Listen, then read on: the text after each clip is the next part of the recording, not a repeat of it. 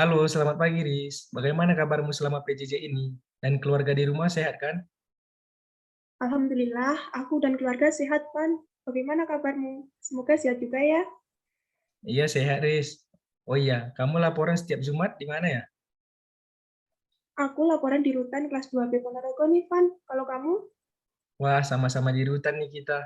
Aku di rutan kelas 2B Kabanjahe. Rutan tempat aku laporan masih terbilang baru sih sebenarnya.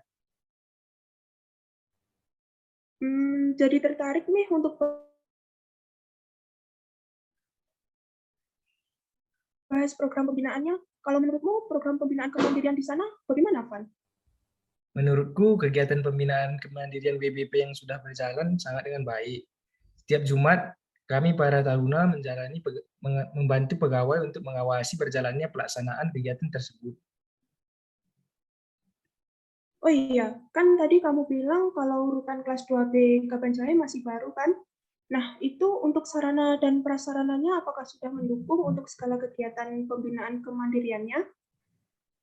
Sudah, Riz, di sini diupayakan untuk menyediakan fasilitas sebaik mungkin, sesuai dengan kemampuan keterampilan yang dimiliki WBP. Misalnya, ada gedung BIMKER yang biasanya digunakan untuk pertukangan atau tempat ngelas, kolam ikan untuk budidaya ikan lele dan ikan nila. Ada juga tempat untuk berternak, yakni yang diternak adalah ayam dan bebek, dan ada pula lahan pertanian yang digunakan untuk bertani. Untuk urutan kelas 2B Ponorogo bagaimana? Di sini sih kurang lebih program pembinaan kemandiriannya juga sama. Menurutku sektor yang lebih diunggulkan ada pada keterampilan pertukangan atau las dan kerajinan tangan ya. Contohnya di sini seperti membuat rak susun tanaman hias dari besi. Ada meja, kursi, dan kerajinan dari kayu yang mana ini biasa digunakan untuk rutan sendiri. Bahkan kalau ada pegawai atau pihak luar yang ingin memesan bisa diproduksi dan dijual. Untuk budidayanya ada ikan lele dan nila, tapi sebatas sebagai konsumsi sendiri sih. Selain itu, pembinaan kemandirian untuk WBB perempuan juga tak kalah adanya. Biasanya mereka lebih tertarik pada kegiatan merajut tas atau shawl dan menjahit.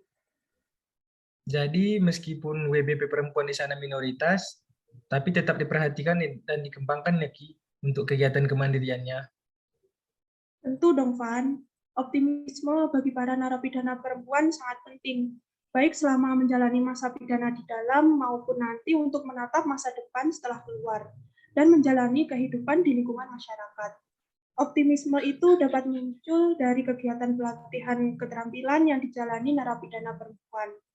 Menurut informasi yang aku dapat, bagi mereka keterampilan yang didapatkan ini tidak boleh disia-siakan, karena di luar belum tentu mendapatkannya. Jadi mereka ingin setelah keluar nanti bisa mengaplikasikannya, misal membuka usaha sendiri. Sebenarnya kegiatan ini sangatlah bermanfaat buat WBP sendiri ya, Riz. Iya, pastinya.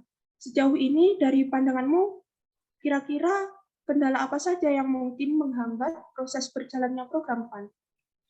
Dalam proses pelaksanaan juga mengalami beberapa kendala. Beberapa kendala yang dihadapi diantaranya terkait pendanaan, tempat dan peralatan, kegiatan, serta tidak terlepas dari kondisi WBP itu sendiri. Yang masih menjadi perhatian utama adalah kondisi WBP, dikarenakan kondisi WBP yang menjadi sasaran dari kegiatan ini. Jika dari mereka tidak ada kemauan pada diri sendiri, maka kegiatan juga tidak akan terjadi secara optimal. Apalagi sekarang telah terjadi pandemi COVID. Berbagai kegiatan pelatihan yang disediakan sudah sewajarnya membutuhkan pendanaan yang cukup besar, mengingat jumlah dan banyaknya orang yang terlibat. Benar banget, Van. Hampir di seluruh Indonesia, rutan atau lapasnya itu overcrowded. Dan itu berpengaruh pada kondisi WPP dalam menyikapi dan berpartisipasi pada kegiatan pembinaan kemandirian ini. WPP yang kurang memiliki kemauan biasanya hanya sekedar ikut-ikutan saja tanpa ingin lebih mengembangkan kemampuannya. Atau bahkan lebih parahnya itu pasif dan tidak mengikuti kegiatan tersebut. Nah, itu dia, Riz. Ini menjadi tugas dan tanggung jawab para petugas pemasyarakatan dalam hal mengawasi berjalannya program pembinaan kemandirian dan membimbing WBP selama menjalani pembinaan. Maka dari itu, keterampilan petugas juga penting dalam proses pelaksanaan program pembinaan kemandirian ini. Selain itu, terkait dengan pelatihan keterampilan, perlu untuk menjalin kerjasama dengan pihak-pihak tertentu, sesuai dengan kapasitas yang menunjang pelaksanaan program pembinaan. Kerjasama bisa dilakukan dengan individu, komunitas, perusahaan, atau lembaga yang sesuai dengan pengembangan kegiatan pelatihan. Benar kan? Wah, makasih banyak ini, Riz. Dapat pengetahuan baru nih aku. Obrolan yang sangat bermanfaat. Sama-sama. Makasih juga informasinya tentang UPT tempatmu laporan ya. Bisa nih buat bertukar inovasi. Oke, Riz. Sampai jumpa dan lanjut kegiatan lagi ya. Oke, Van. Sampai jumpa lagi.